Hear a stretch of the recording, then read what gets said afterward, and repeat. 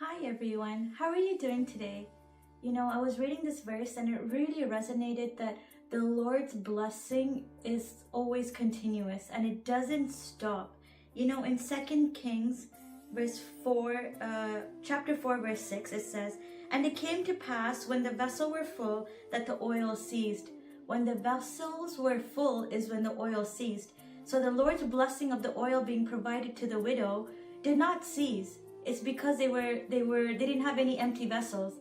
And when we come to the Lord as an empty vessel, we empty ourselves of all of the worldly things, all of the unwanted thoughts, all of this negativity. The Lord is ready to fill us. He's ready to fill us with all of his blessings. When the widow had nothing and she was going to ask for a blessing, ask because she was in so much poverty and her sons were going to go to slavery. The Lord blessed them and his blessing is unstoppable, unconditional. And only when there was no more vessels for her to borrow from the place that she was in is when the oil ceased. It's not that the Lord's blessing had stopped. They just didn't have any more vessels.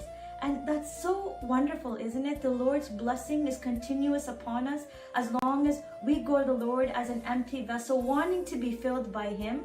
That we don't want anything else from this world, anything that's causing us all this pain or suffering. And when we go to the Lord, he's so ready to fill us, and his filling and blessing is unstoppable, unconditional, and he's continued to keep pouring that out for us as long as we are ready. So today, are you an empty vessel? Are you going to the Lord? If you are, he's ready to fill you, and he'll continue to fill you until there's nothing more that you require but the filling of the Lord. He'll continue to keep pouring that blessing upon you. So if you're ready today, just go to the Lord.